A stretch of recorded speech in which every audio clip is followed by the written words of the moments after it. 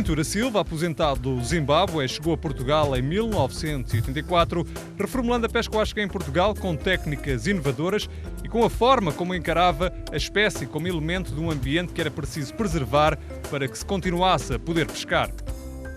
O estado em que encontrou a pesca em Portugal levou-o a recrutar novos pescadores que levassem em frente a tarefa da preservação. Nessa altura, oferecia então algum material a quem se iniciasse nas técnicas americanas, a pesca com amostra, e exigia respeito pela espécie ao mesmo tempo que fomentava um espírito de interferência junto das entidades oficiais.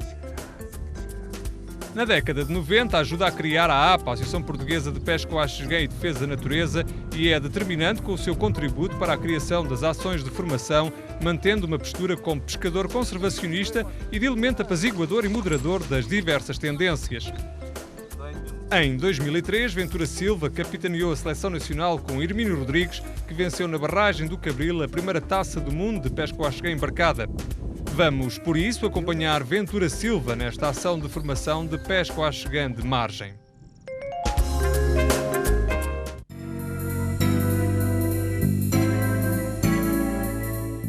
Gostaria de dizer que fui convidado para a APA para fazer parte desta pequena demonstração, o qual eu tenho muito orgulho de estar aqui presente.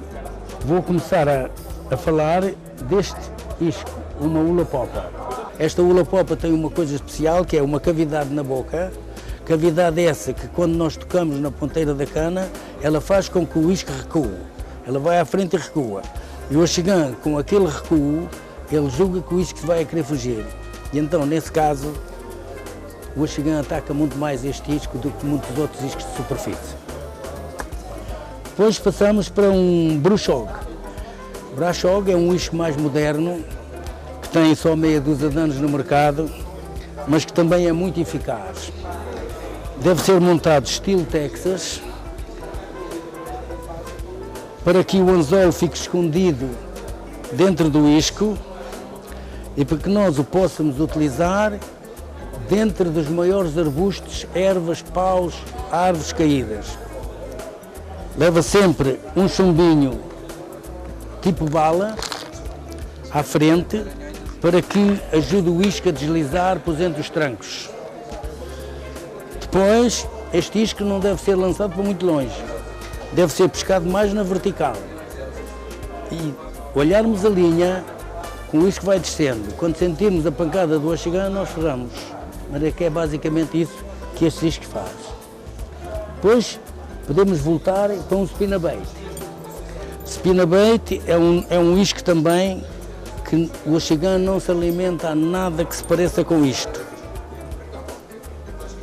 Mas o que este isco faz é vibrações na água que obriga os axegãs a procurar os iscos e a atacá-los quando eles vão em movimento. Então, nós lançamos para lá dos arbustos, recuperamos, sempre perto da superfície da água, e o axegã vai fazer o trabalho deles, vai lá atacar, porque julga que é um mino que está aleijado, que vai fugindo. Porque, repito, isto não se compara a nada que um axegã possa se alimentar. Depois podemos voltar a um outro isco, que é uma imitação do lagostim. Esta imitação do lagostim é de facto das melhores que nós temos. Procurando a qualquer pescador, e hoje há muitas pessoas com muito conhecimento, ele vai dizer que este é um dos melhores iscos. Nós devemos montá-lo estilo Texas, sempre com um chumbinho fendado ou com um tipo de bala à frente.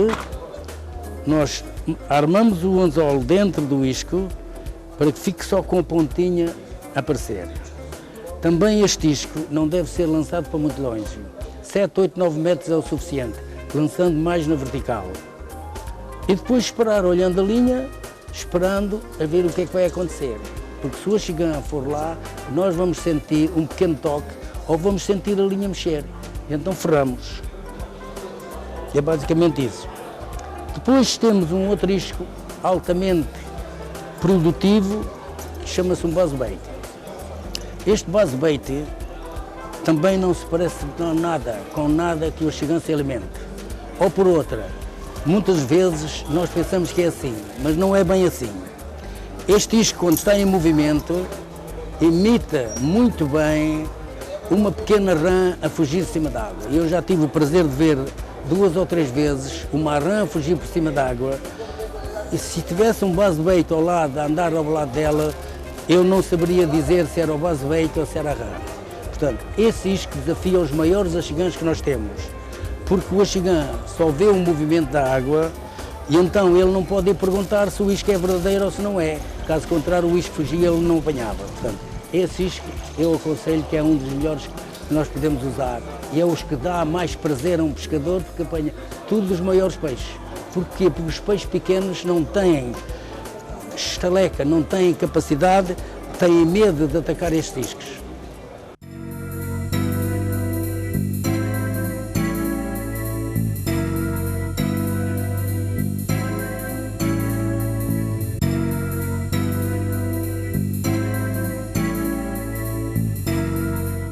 Nós vamos falar de canas de casting, que são as mais aconselháveis para pescar ao flipping e pescar fundo. São mais aconselháveis porque a linha vem diretamente ao carreto, como seja um guincho, cansa menos a linha e danifica menos a linha e nós sentimos melhor o toque do axigã.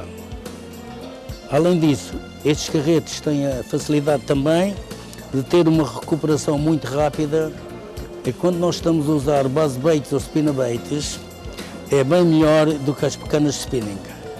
Embora só podemos usar as canas de casting para iscos médios ou mais pesados, porque para iscos ultra leves nós não conseguimos lançar sem fazer cabeleira.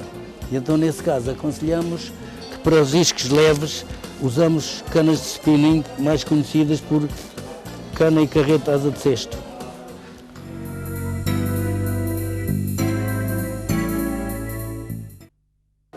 Neste momento vamos falar sobre pesca do axigã com carretos e canas de spinning. Devo dizer que estas canas são mais aconselháveis para os iscos leves. Não quer dizer com isso que não possam ser usados com iscos mais pesados, porque antigamente, 20 e 30 anos atrás, eram os únicos carretos e canas que eram usadas. Com as tecnologias modernas, foram-se aperfeiçoando outros carretos como os de casting e estes hoje só devem ser usados para iscos mais leves e mais sensíveis. Não querendo dizer que não haja muitos pescadores hoje, já veteranos, que continuem a usar este equipamento. E é para isso que nós estamos a tentar explicar e aconselhar as pessoas que devem usar 2 tipos de canas. Iscos mais leves, mais sensíveis, canas de spinning. Iscos mais pesados, iscos mais robustos, canas de casting.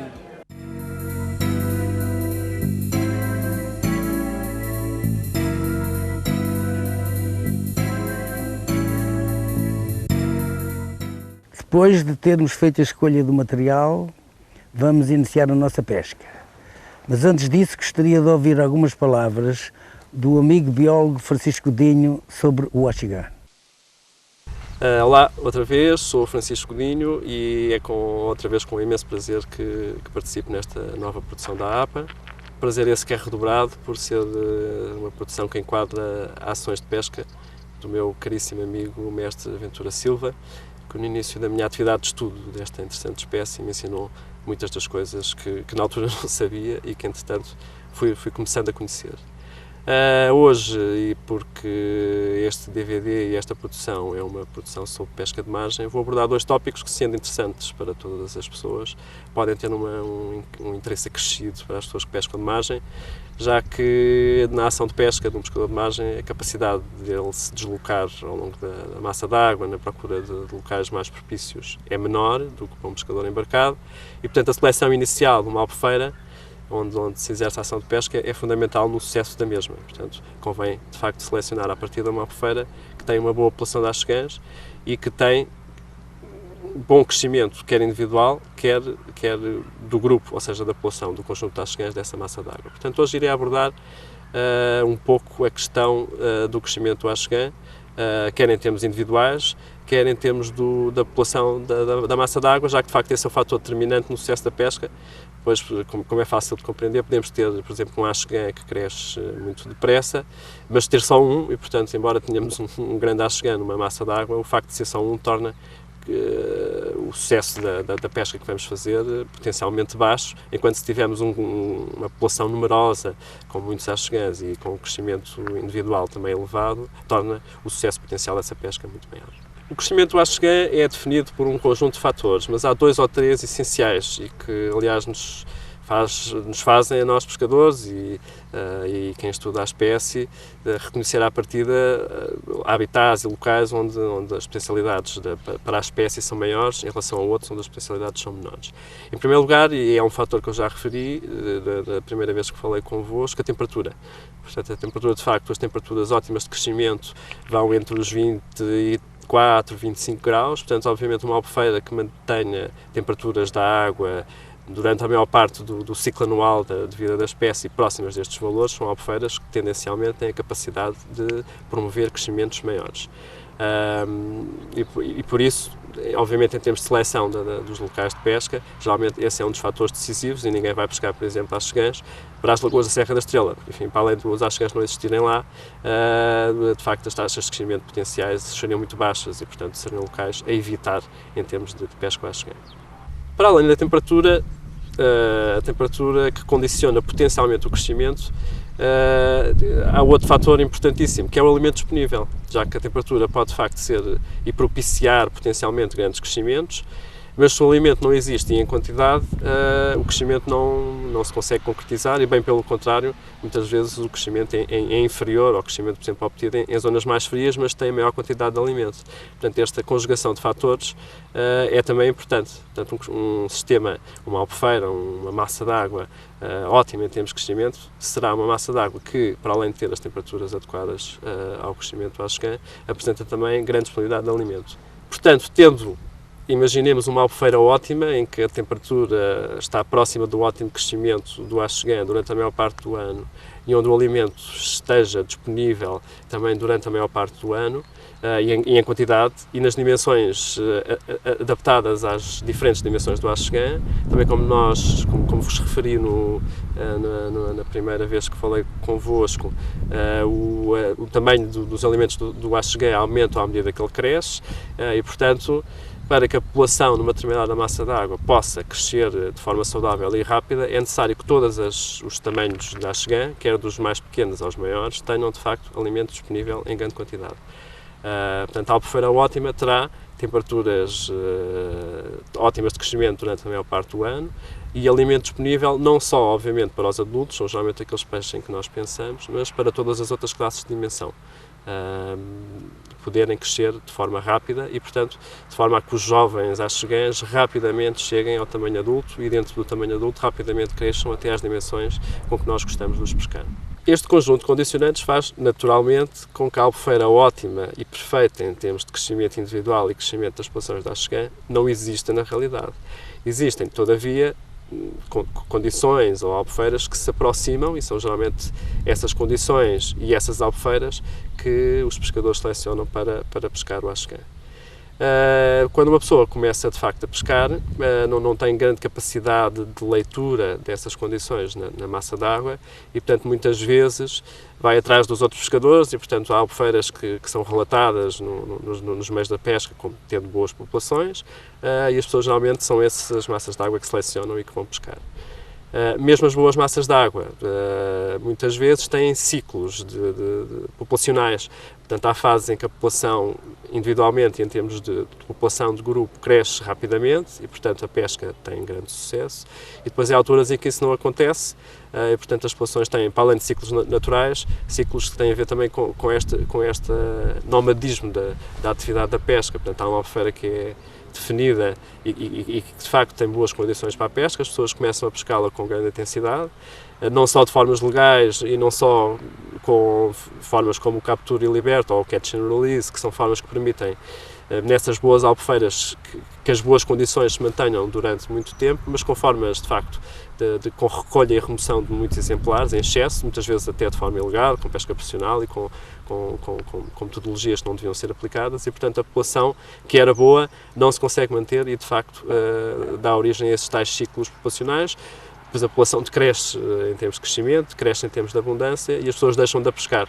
E depois, muitas vezes, passados alguns anos, a população volta a ressurgir, porque as condições de crescimento voltam a aparecer e parte delas, aliás, mantém-se, como é o caso da temperatura. Se eram boas no passado, continuam a ser boas nesse segundo ciclo e a população volta a ressurgir e a ficar em boas condições e as pessoas, os pescadores nomeadamente, voltam a pescá-la com interesse. Para além desta forma, e era, enfim, a forma conclusiva ou a maneira como eu queria concluir esta abordagem, a mais-valia que poderia ter um pescador mais informado e com maior conhecimento e maior capacidade de leitura dos habitats e do ambiente aquático seria prever, antes dos outros pescadores, que há albufeiras que têm boas condições, naquelas menos conhecidas. Estou-me a lembrar de pequenas charcas, pequenas albufeiras espalhadas pelo país e que de facto não são muito pescadas e, portanto, e muitos deles são de facto ecossistemas excelentes em termos de asqueiro, portanto têm populações muito boas.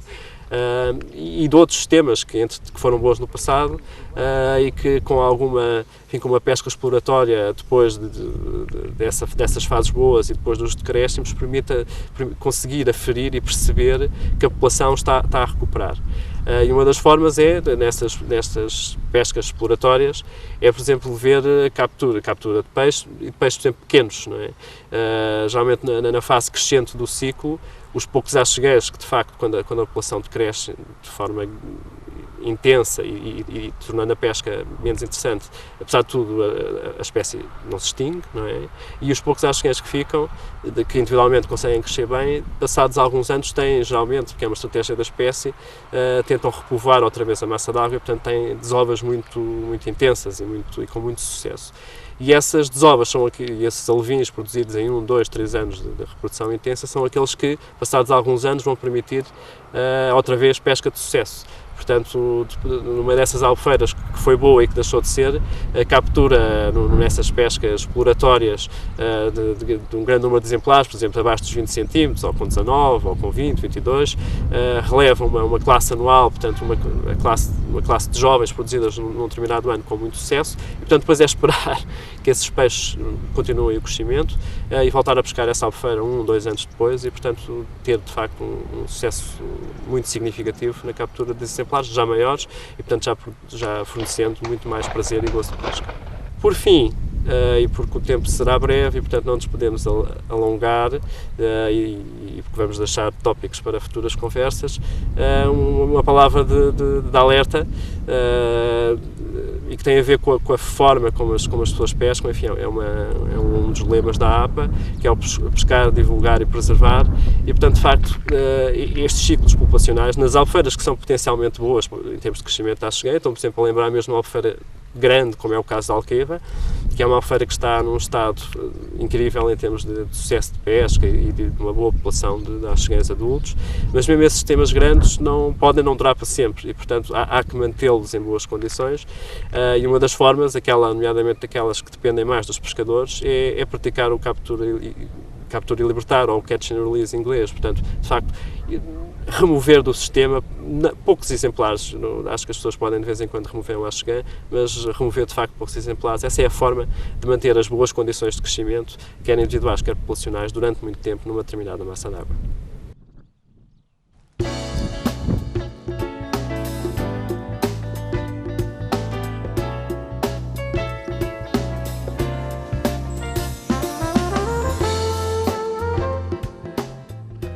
Quando pescamos ao longo da margem e, consequentemente, nos deslocamos ao longo da mesma, o ruído que possa surgir dos movimentos, pedras a rolar ou paus a quebrarem, será transmitido à massa de água. Os achegueiros que estiverem nas imediações e que pretendemos pescar vão, por certo, captar estes sons através da sua linha lateral, que no peixe funciona como um ouvido, deixando-os então de sobreaviso. Por isso, as deslocações devem ser cuidadas para que não denunciemos a nossa presença.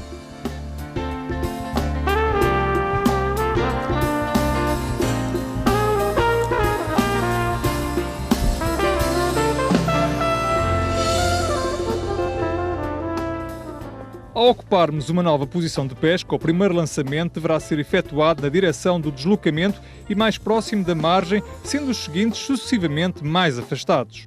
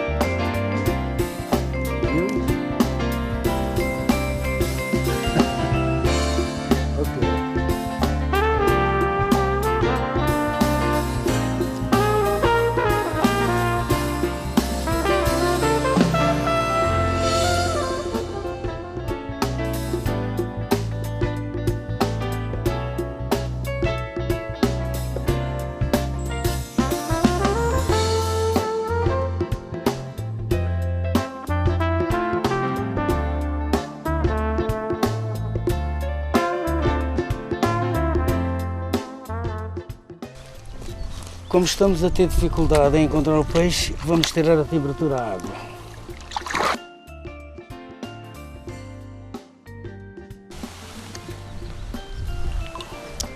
A temperatura da água está a 14 graus, de maneira que julgo que não é da temperatura da água. Talvez do local, talvez quem sabe do pescador. A temperatura da água é outro dos indicadores essenciais para a escolha das amostras e das técnicas. Este fator é talvez o mais importante, dado que, sendo os peixes animais de sangue frio, é a temperatura do seu meio ambiente que determina a forma como reagem à sua velocidade, à sua necessidade de alimento, numa só palavra, ao seu metabolismo. Em águas mais frias ou demasiado quentes, abaixo dos 12 graus e acima dos 29, devemos sempre usar amostras pequenas e trabalhá-las devagar. O apetite dos peixes não é muito grande, o seu estado é então letárgico. Temos que procurar outro tipo de estrutura.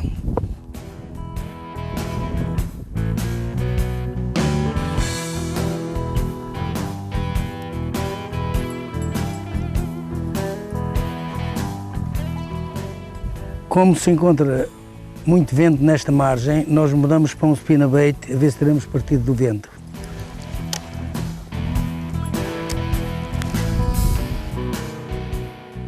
Os spinnerbaits são amostras providas de um cabeçote com anzol e com uma saia e unidos a uma lâmina rotativa por um arame de aço. Recentemente surgiram algumas marcas com o arame em tungstênio ou titânio, que não sofrem deformação permanente.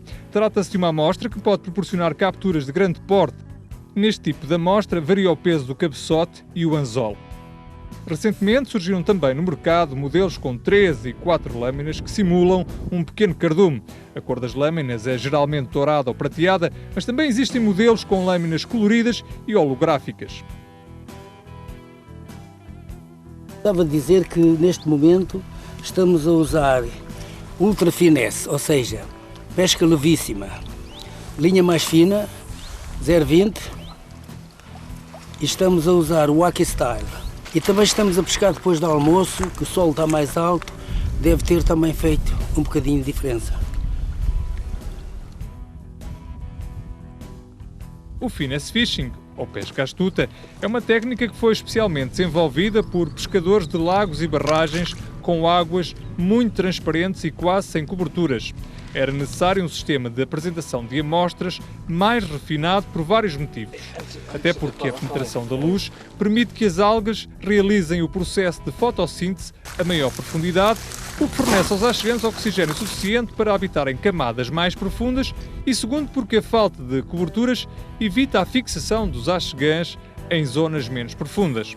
Hoje em dia, quando se fala de finesse fishing, pretende-se abordar a pesca com amostras pequenas, quaisquer que elas sejam, e com linhas de baixo diâmetro. Resumindo, o finesse deve ser utilizado quando nos deparamos com águas cristalinas, quando se pretende pescar mais fundo e quando nos apercebemos que o peixe está menos receptivo a técnicas mais vulgarmente utilizadas. A época do ano é perfeitamente indiferente, nem mesmo a velocidade de queda da amostra terá de variar, já que se trata de uma técnica em que o trabalho da amostra deverá ser lento. Olha que bonito!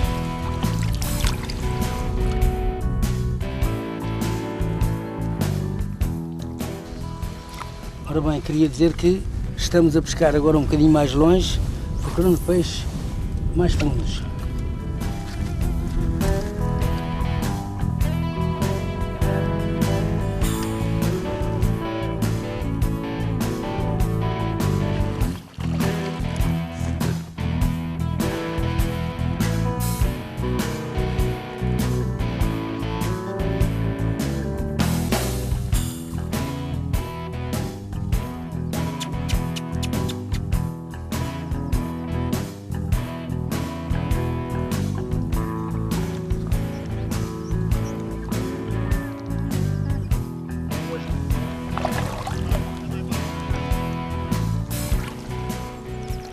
É um bonito peixe, ouviu?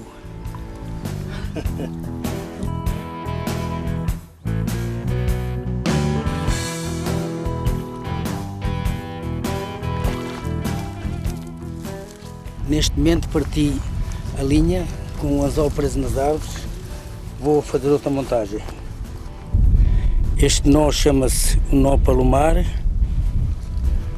Faz-se uma azelha e depois passa-se o anzol para aquela argola que criamos. Molha-se com um bocadinho de saliva e tem que se puxar para ver se a linha não parte. Está o nó feito.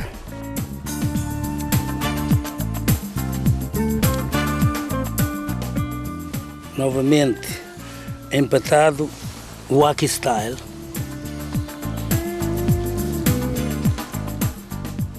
Devo dizer que aqui nesta margem por baixo há muitas árvores e os peixes andam aí à procura dos riscos.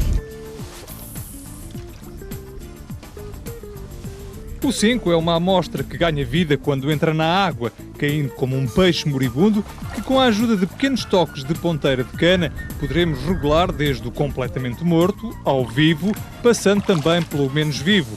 O peso adicionado à amostra pelo sal que esta contém é outra das vantagens que nos permite lançar longe sem se colocar mais chumbo ou outro tipo de peso.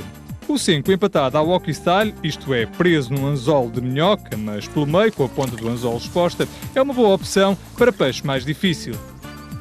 É um lindo peixe, viu?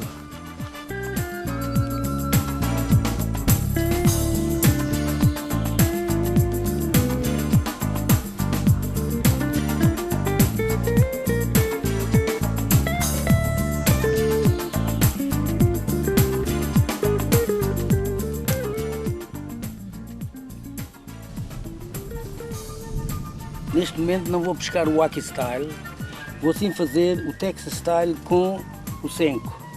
Porquê? Porque estou a perder demasiados peixes dentro das árvores, então neste caso vou ver se consigo eliminar essa situação.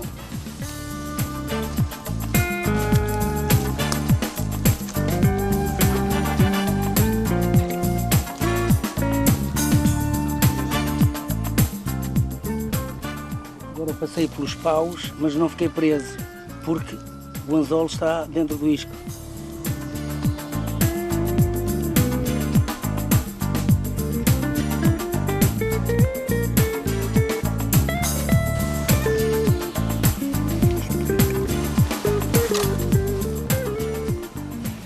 Neste momento vou pôr um lagostim.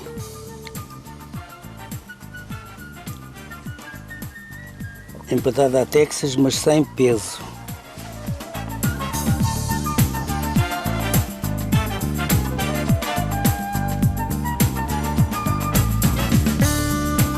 Está.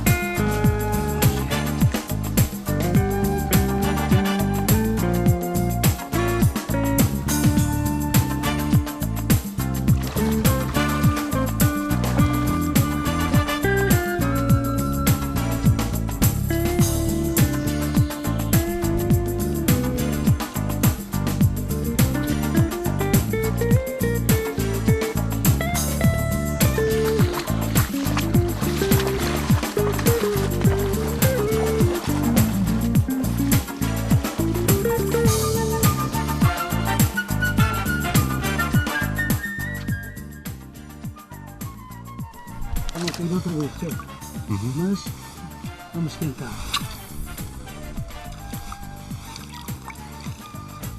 Ele está, ai Jesus, ai, epa, ai Jesus, bicho, anda, já foi embora. Viu? Teu coração bate. Bate porquê? Porque eles querem comer o lagostim. Eles querem comer o lagostim, ó amigo. Ai meu Deus, que bonito. Que grande peixe. Este é que era um grande peixe, ouviu? Vamos ver outra vez. Os gajos querem pesca.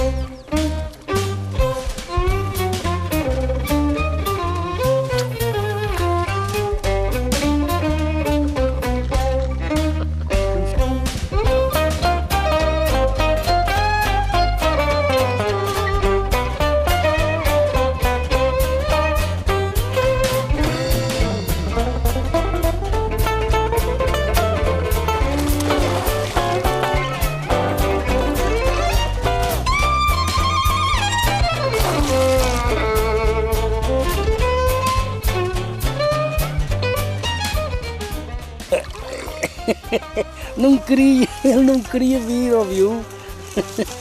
Anda lá, meu menino.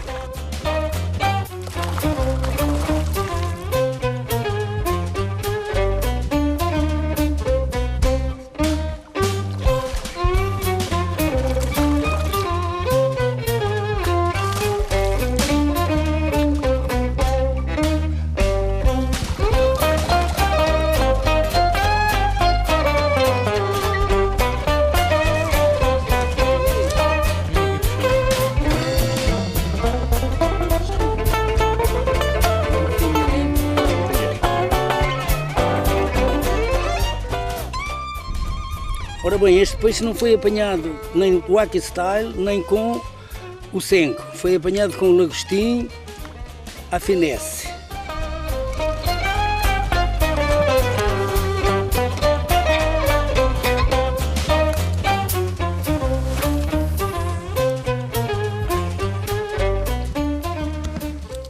Oh diabo, vou ficar preso. Passou mesmo por meio do tranco das aves. Ai meu Deus.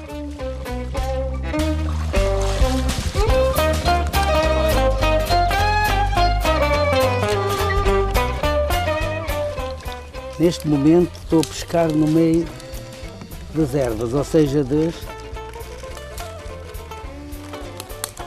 das tabugas.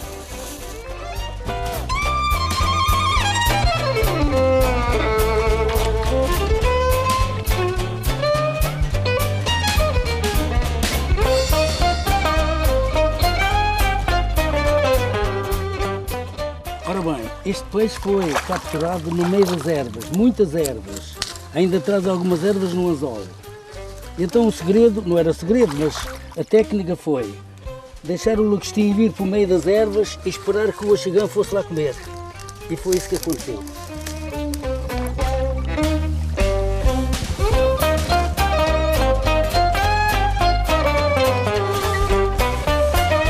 Posso voltar? Com licença. Um dos momentos mais importantes da pesca não é só capturar o peixe, mas é soltar estes peixes lindos, para darem mais luta a outras pessoas e se calhar a nós, outro dia, aos nossos filhos e aos nossos netos. Isso é que de facto é um grande gozo.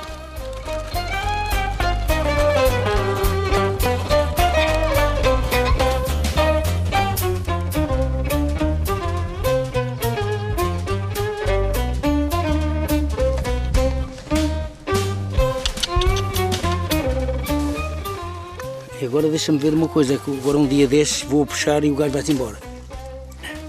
Percebe? Ora vamos lá ver.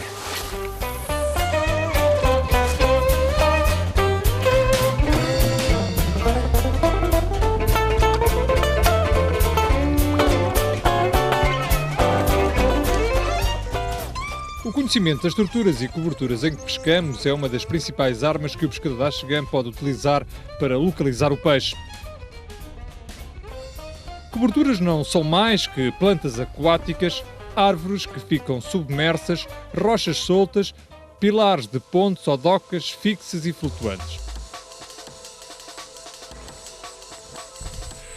As coberturas que o pescador da Axegã deve procurar com maior frequência, por ordem da sua importância em termos da sua escolha pelo Axegã para o seu habitat, são plantas, árvores ou arbustos e formações rochosas.